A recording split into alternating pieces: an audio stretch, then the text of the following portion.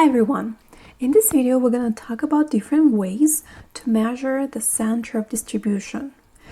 So basically a measure of center is a value at the center or middle of a data set. And we're going to talk about three different approaches to measure the center. The first one is called arithmetic mean or just mean. And the easiest way to think about it as the average. If you know how to compute average of a few values, well, then it means that you know how to compute arithmetic mean. So basically what do? You add the values of the data set and divide by the number of values that you used.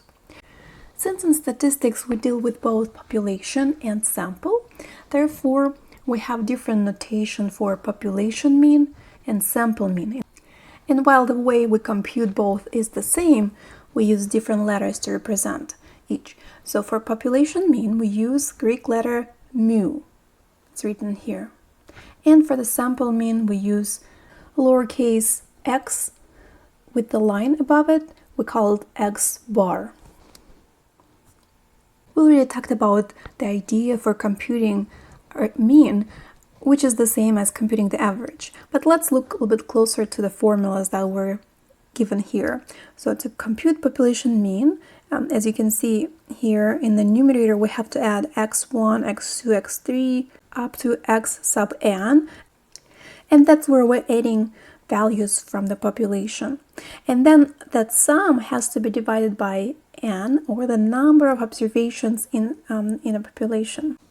And we use the uppercase N to describe the population size.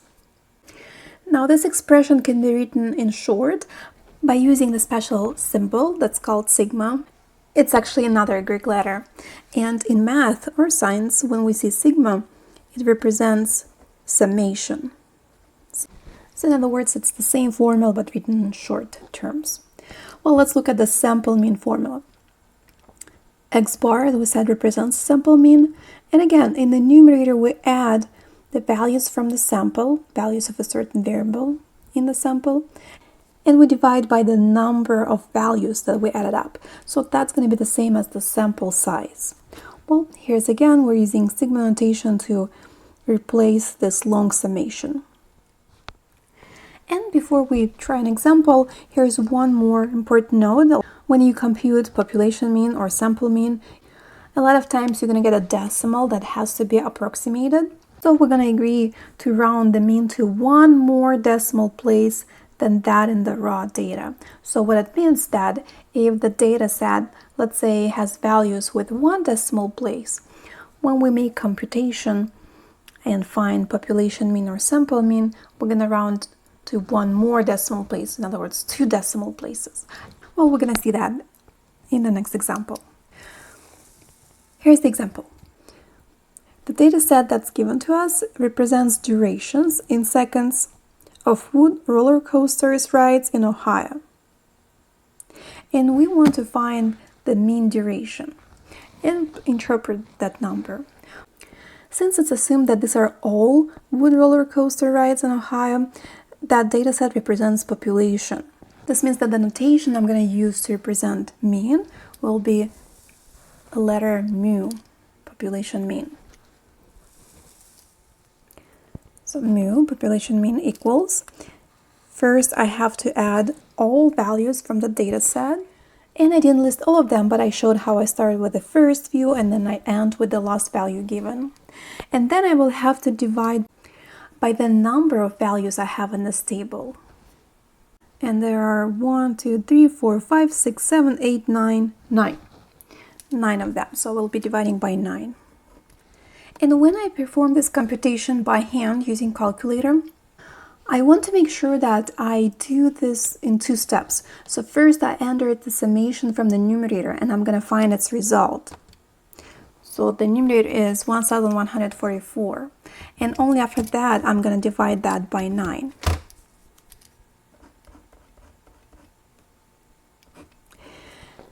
Because if I type divide by 9 at the end of the summation, the calculator will only divide the last number by 9 unless I use parentheses. So one way is either to use parentheses or split it into 2 steps. That's what I'm doing.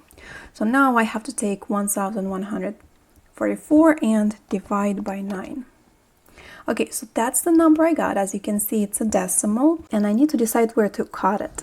Well, I'm gonna follow this rule that we're gonna round to one more decimal place than that in the raw data. So raw data is our original data set. So how many decimal places do I have in the raw data or in the data set here? Well, I don't have any decimal places, right? These are whole numbers. Okay, so I should say 0, right? 0 decimal places. Well, one more will be 1 decimal place. So that means that I need to keep 1 decimal place here. Remember, when we decide where to cut off the number, we always have to look at the next digit to determine whether we have to round up or round down. Since after the first decimal place comes digit 1, that means that I will be rounding down, which means that I will not be changing this value. If that was 5 or more, 5, 6, 7, 8, 9, then I will have to round up. It means that to increase this number by 1. So in this case, it's 127.1. So 127.1. Now, mean will always have units, and the units are exactly the same as the units of the data set. So what are those numbers? Well, they're seconds, and that means that 127.1 seconds. And what is the meaning of this number? Well, we said that mean is like average, so I can interpret this way. I'm going to say that the average duration of roller coaster rides in Ohio is 127.1 seconds. Next, let's talk about another measure of the center, and it's called median. Median represents the value that lies literally in the middle of the data set. If we arrange it in ascending order, it means that from smallest to largest. And median, for this reason, divides the bottom 50% of data from the top 50%. Well, here's the algorithm for calculating median, or for finding median, I should say. First, we're going to list observations from smallest to largest. That's step 1. After that, 2 cases are possible. Either we have odd number of observations or we have even number of observations. And let's say step 2 is to determine which case you have. Now, in the case of the odd number of observations, median will be the middle observation, because with the odd number you can always find the middle one. Well, when we have even number of observations, let's say 10, well, there is no number that's right in the middle, because 10 we can divide evenly into groups, right? In this case, median is found by computing average of the 2 middle observations. In other words, we add the middle 2 observations and we divide that result by 2. Well, let's look at the examples to better understand the process. So in this example, it says that we need to find the median of the first 5 data speeds for Verizon, and here they are, all in megabits per second. And we'll need to interpret the result. Let's follow the steps. Oh, by the way, I didn't mention that. That was step 3, right? The last step. Step 1, we need to list observations from smallest to largest, and that's important to do, to find the middle one. Okay, so the smallest is 14.1. I got that. Next one is what? 22.4. 23.1, 38.5, and then 55.6. Okay, so I listed those values from smallest to largest, and well, it's already said that I had 5 and I can easily count them, but in step 2 we need to determine, do we have odd or even number of observations? Well, obviously here we have an odd number of observations, 5. And that's the easier case, because with the odd number of observations, we can see the middle one right away, right? So 23.1 is right in the middle. And that's going to be median.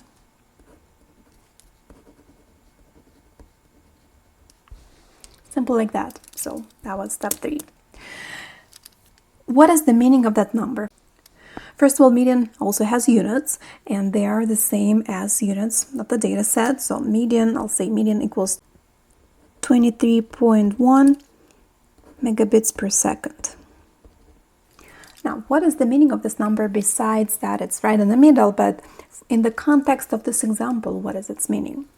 Well, since it's right in the middle, it divides the bottom 50% or approximately 50% of the data from the top 50%. So we can say that approximately 50%, or I can say approximately half of the data speeds for Verizon in that set is below 23.1 megabits per second, and approximately half of them are above this value. So here's the note I added. Now let's do one more example, and it talks about same data speeds, but one extra number was added. So let's find the median. Step 1. First, we need to list these values from smallest to largest. Okay, I just did that. And in the second step, we need to determine if we have odd or even number observations. So here we have even number, right? 6 of them. And step 3, we'll find the median. If we have even number of observations, in my chart here, that's going to be this case, right? So that's what we need to do. We need to find the average of the two middle observations. So what are the two middle observations? Well, the two middle ones are 23.1 and 24.5. We're going to use them to find median, and that is by finding their average. So median equals 23.1 plus 24.5. You add them and you divide by 2 since they're two numbers. First, I'm going to add numbers in the numerator, and I get 47.6, and that has to be divided by 2. And I get 23.8. That's the exact answer. But to emphasize that the way we're going to round median is the same as the mean, with one additional decimal place compared to the raw data. So if in our data set we only had one decimal place, here I would want 2 decimal places. I'll just write 0 here. That's optional when you got the exact answer, but just to again emphasize that in general we're going to follow that rule. Okay, so that's what we got, and now the meaning of that number is kind of the same as in the previous example. Approximately half, well, in this case it's exactly half of or 50% of data speeds for Verizon in this set is less than 23.8 megabits per second, and approximately 50% is above or more than that value. So that would be the meaning. And before we move on to the last measure of the center, let's talk about the ones that we already learned, median and mean, and decide which one is resistant. Well, we say that numerical summary of data is said to be resistant if extreme values, very large or very small values relative to the data, do not affect its value substantially. In other words, imagine that you have a data set and you found mean and median for that same set, and then you added one large, or very small value compared to the rest of the values in the data set. Which measure of the center is going to be affected more, mean or median? Well, for that you just have to remember or recall how those two are computed. Remember, when we find median, we simply look at the middle of the data set. In other words, if I add one more extra observation, no matter how big or small it is, what I call middle is going to be shifted by one value of the set, right? But now think about mean. How do we compute mean? Remember, for that one, we have to add up all values from the data set and then divide by their number. So that very large or very small observation is going to directly participate in computing the mean, right? So that means that mean is going to be affected more by that extreme value. So from that kind of analysis, we're going to conclude that median is resistant. It's not going to be affected that much by extreme value, and mean is not resistant. And for this reason, Mean and median are not necessarily at the same place when we look at the distribution. So here we have three examples. We have skewed left, symmetric, and skewed right distributions, right? Well, when we look at the symmetric distribution, mean and median will be approximately the same place. However, for skewed left and for skewed right distributions, as you can see, they are not. And for skewed left distribution, we know that its left tail is longer. So that means that there we're going to observe some extremely small values compared, to the rest of them.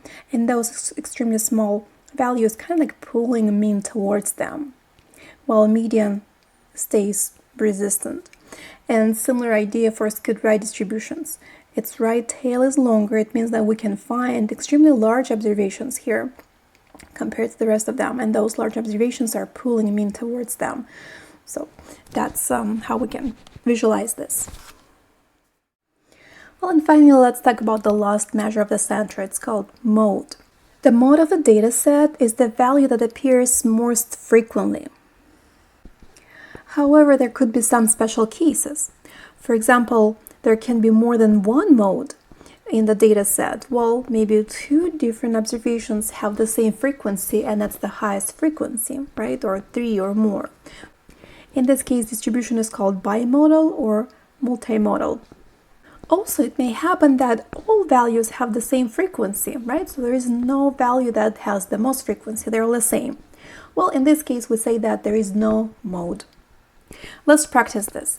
We're going to look at these three examples. In the first one, we have a data set that shows responses of some randomly selected students about the number of tweets they send daily on average.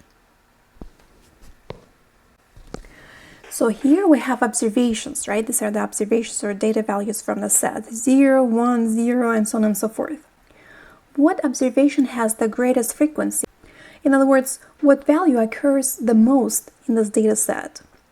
Or I can also rephrase it and say, what was the most popular answer for this survey? Well, the most popular answer was 0 tweets, right? So that's the value that appears most frequently. Well, that means that mode is 0 tweets. So mode is the value itself, not how many times it appears, but the value itself. Next one describes the annual sales of the 5 best-selling vehicles in 2014. These are the values. Which one occurs most frequently in this data set? Well, if we look at those numbers, we notice that they're all different. Right? And each value happens only once in this data set. So that's the case where all values have the same frequency, frequency 1. And in this case, we say that there is no mode. Okay, and the last example. The countries of the winners of the Women's Olympic 100-meter run from 1984 to 2012. Here are the countries. What is the value that appears most frequently? As we can see, the United States occurs most often in this data set. So that means that the mode is going to be United States.